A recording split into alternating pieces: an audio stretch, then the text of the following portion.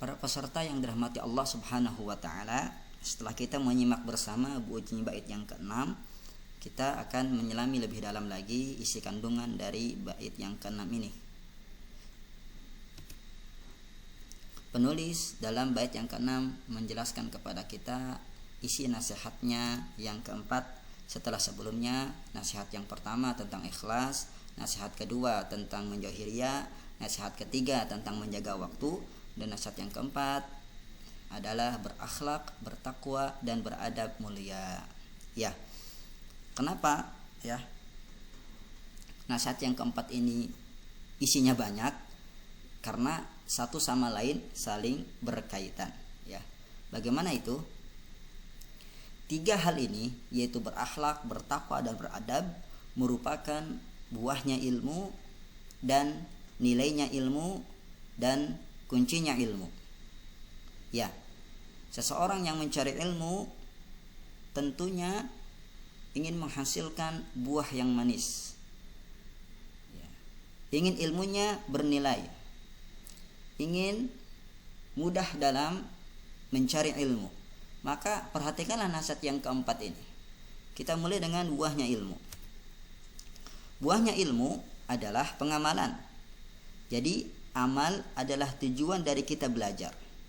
Dan contoh konkret dari pengamalan ilmu adalah akhlak, adab, dan takwa. Oleh karenanya, para salafus salih kita adalah orang yang paling semangat dalam mengamalkan ilmu. Sahabat agung Ibnu Mas'ud radhiyallahu taala an pernah bercerita, "Kana ar-rajulu minna idza ta'allama 10 ayatin lam yujawizhunna hatta ya'rifa ma'anihinna wal amal bihinna."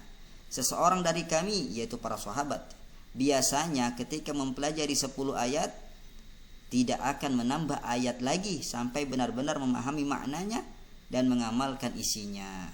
Masya Allah.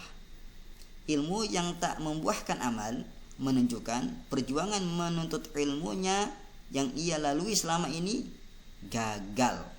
Ya. Pepatah mengatakan apa? Al-ilmu bila amalin kasyajari bila tamarin. Ilmu tanpa amal ibarat pohon tanpa buah. Sebagian ulama berkata, "Thamratul ilmi an ya'mal bihi wa thamratul amal an yu'jar alaihi."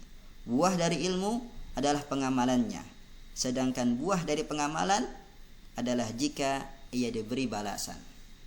Masya Allah, ucapan yang penuh dengan nasihat kepada kita agar kita mengamalkan ilmu. Jadi ilmu yang diamalkan berarti ilmu yang berbuah. Ilmu yang tidak diamalkan berarti ilmu yang tidak berbuah. Na'udzubillahi min dzalik.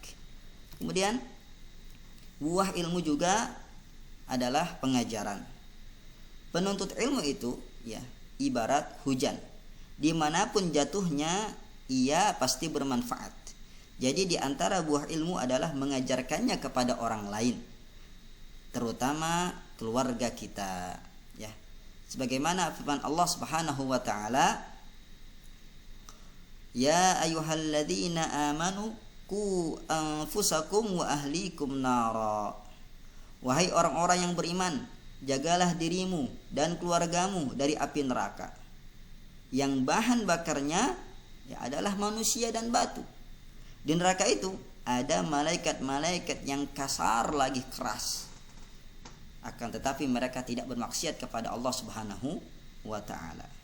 Terkait ayat ini, sahabat yang mulia Ali bin Abi Thalib menafsirkan maksud dari menjaga keluarga adalah addibuhum wa'allimuhum.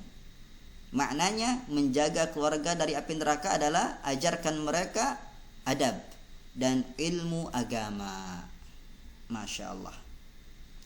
Sungguh banyak sebenarnya keutamaan orang yang mengajar ya. Di antaranya ia akan mendapatkan pahala semisal pahala orang yang ia ajarkan. Rasulullah SAW bersabda dalam Sahih Muslim, "Man dalla ala khairin falahu mislu ajri fa'ilihi." Barang siapa yang menunjukkan kepada kebaikan, maka dia akan mendapatkan pahala seperti pahala orang yang mengerjakannya. Jadi keutamaan orang yang mengajarkan ilmu itu sangat besar. tanpa kita beramal kita bisa mendapatkan pahala karena kita telah menunjukkan orang lain kebaikan, mengajarkan orang lain kebaikan.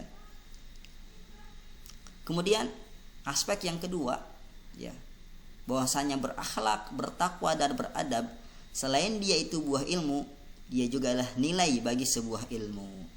Bagaimana itu?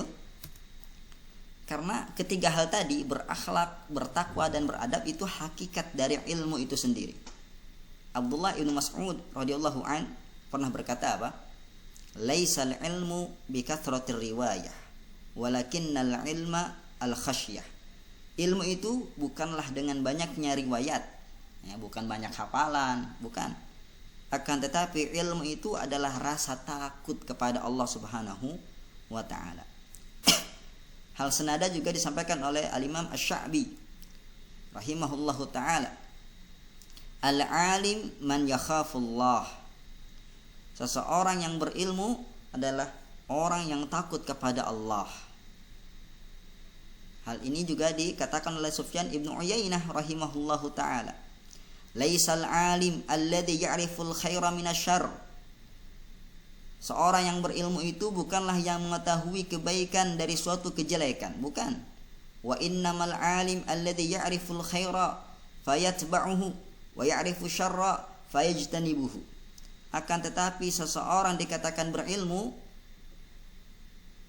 jika ia mengetahui kebaikan lalu ia mengikutinya, dan jika ia mengetahui suatu kejelekan ia menjauhinya.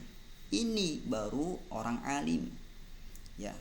Lihat, bukankah akhlak, takwa dan adab itu, ya, berkisar tentang kebaikan dan keburukan? Jadi dengan kita melaksanakan kebaikan, menjauhi keburukan, itu adalah nilai ilmu. Itu adalah hakikat ilmu. Ya. Bertakwa, berakhlak, beradab, itu adalah nilai sebuah ilmu. Kemudian yang berikutnya, kita akan nampak nilai ilmu ketika kita beramal. Kenapa? Karena ilmu adalah syarat diterimanya amal. Di sini nampak nilai sebuah ilmu, di mana amalan tidak akan diterima oleh Allah jika tanpa kita ilmui, sehingga ia tidak beribadah di atas kesesatan dan tidak di atas kesalahan yang menyebabkan amalnya tertolak, bahkan ia berdosa.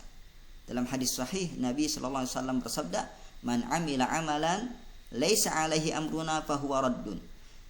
Ya, barang siapa yang beramal suatu amalan yang tidak kami perintahkan, maka amalannya tertolak. Ya, karena dia nggak tahu itu diperintahkan atau tidak. Dikiranya diperintahkan oleh Rasul, padahal tidak. Tapi tetap dia laksanakan, maka amalannya tertolak. Sehingga dalam ibadah yang kita laksanakan harus dilandasi dengan ilmu. Artinya kita mengetahui dan memahami bahwa ibadah yang kita lakukan itu benar-benar diperintahkan oleh Allah dan Rasulnya. Satu. Dan kita mengetahui dan memahami bahwa ibadah yang kita lakukan itu benar-benar sesuai dengan tuntunan Nabi Muhammad sallallahu alaihi wasallam. Jadi ada dua. Pertama, benar enggak ya ibadah ini diperintahkan oleh Allah dan Rasulnya? Yang kedua, benar enggak cara yang kita lakukan menunaikan ibadah tersebut? Jadi perhatikan ini. Karena betapa banyak amalan zaman sekarang dianggap diperintahkan oleh Allah dan Rasulnya padahal tidak diperintahkan. Ya, ngada-ngada. Ya, tidak ada dalilnya. Ada dalilnya tapi hadis palsu misalkan. Atau memang diperintahkan namun tidak sesuai petunjuk Nabi sallallahu alaihi wasallam. Memang betul diperintahkan, ya, tapi terkadang tata caranya tidak sesuai. Makanya Nabi katakan apa? Shallu kama ra'aitumuni usalli. Salatlah kalian sebagaimana kalian melihatku salat. Lihat, salat diperintahkan. Tapi kalau kita tidak ikut aturan tata cara salat yang diajarkan Nabi, apakah diterima? Tidak. Ya, makanya perlu kita koreksi. Salat kita, puasa kita, zakat kita, haji kita. Kata Nabi, "Khudhu anni manasikakum." Ambillah dariku manasik haji kalian. Jadi kita disuruh berkaca, meneladani Rasulullah sallallahu alaihi wasallam. Ya. Dalam hal ibadah, agar ibadah kita diterima oleh Allah Subhanahu wa ta'ala. Kemudian aspek yang ketiga, kunci ilmu. Jadi bertakwa, berakhlak, beradab itu kunci sukses seseorang dalam mencari ilmu. Kok bisa seperti itu?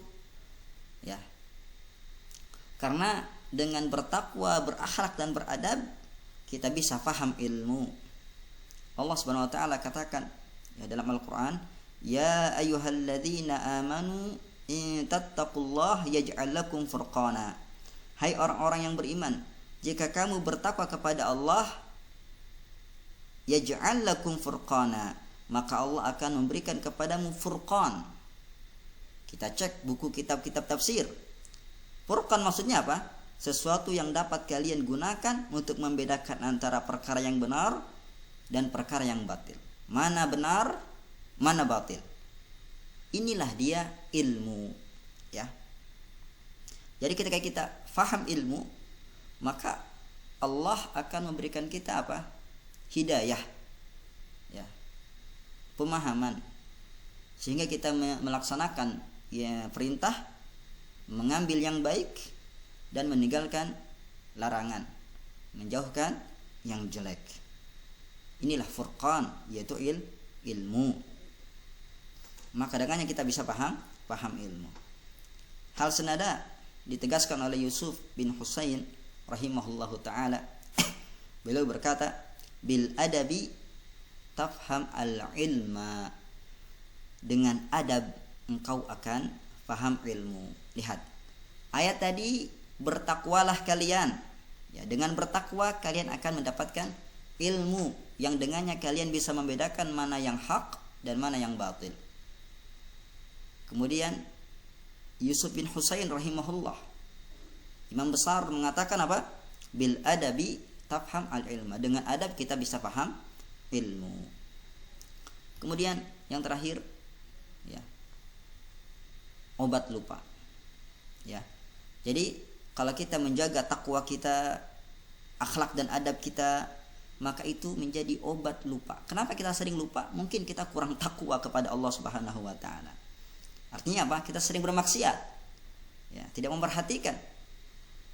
Ya. Takwa kita kepada Allah, akhlak kita dan adab kita. Hal ini sudah dijelaskan oleh Abdullah bin Mas'ud radhiyallahu taala an.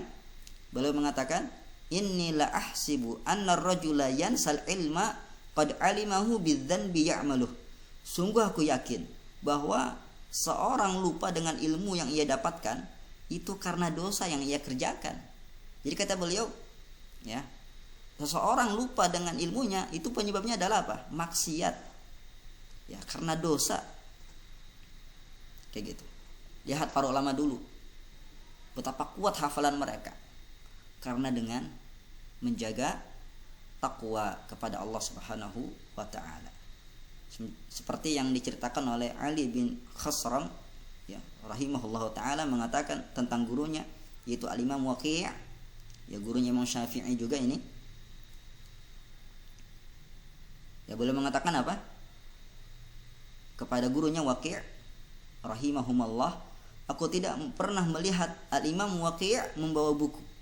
Namun semua beliau lakukan dengan hafalan. Lihat, buku gak pernah dibawa oleh Imam Waqi', tapi semuanya dengan hafalan. Ya. Lalu aku bertanya kepada beliau, apa resep menjadi kuat hafalan? Maka gurunya tersebut, yaitu Imam Waqi', menjawab, ya, in 'allamtuka ad-dawa ista'maltahu. Bila aku tunjukkan resepnya kepada Anda, apakah engkau mau mengerjakannya, mengamalkannya? Maka, ya, Ali bin Khasram selaku murid berkata, tentu, demi Allah saya akan amalkan. Maka Imam Waqi' menjawab, tarkul ma'asi. Resepnya adalah tinggalkan kemaksiatan. Ma jarrabtu mithlahu lil habs. Ya, aku tidak memiliki resep yang lebih hebat dari itu. Bayangkan, ya. Al-Imam Syafi'i rahimahullah juga mengatakan, barang siapa yang berharap Allah membukakan pintu hatinya dan menyinari hatinya, hendaklah ia meninggalkan perkataan yang tidak bermanfaat. 1. Meninggalkan perbuatan dosa. dan menjauhi maksiat 2. Sehingga akan terjadi hubungan amal antara dirinya dan Allah. Betul, ya. Karena memang ilmu itu diberikan oleh Allah Subhanahu wa taala. Imam Syafi'i sendiri pernah curhat ya kepada gurunya Waqi'. Syakautu ila Waqi'in su'a hifdzi fa arsyadani ila tarkil ma'asi. Ya, aku mengadu kepada guruku Imam Waqi' tentang jeleknya hafalanku. Kemudian beliau menasihati apa? Menasihatiku agar meninggalkan maksiat. Ya. Kenapa? Al-ilmu nur, kata Imam Syafi'i, karena ilmu itu cahaya. Ya. Wa nurullah la yuhda lil 'asi, dan cahaya Allah tidak akan diberikan kepada orang yang bermaksiat. Imam Malik ketika berjumpa dengan Imam Syafi'i yang masih muda, masih kecil, yang hafal Al-Quran, hafal Muwatta, beliau mengatakan, aku melihat Allah telah memancarkan cahaya kepadamu, ya, maka jangan padamkan cahaya tersebut dengan kemaksiatan. Jadi takwa, kemudian adab dan akhlak sangat penting bagi mereka yang sedang mencari ilmu, agar cepat paham dalam belajar dan agar tidak lupa ya dari hafalannya. Semoga Allah Subhanahu wa taala memberikan kita taufik dan hidayahnya agar kita senantiasa bertakwa kepada Allah, berakhlak dan beradab mulia. Amin ya rabbal alamin. Barakallahu fikum, jazakumullahu khaira.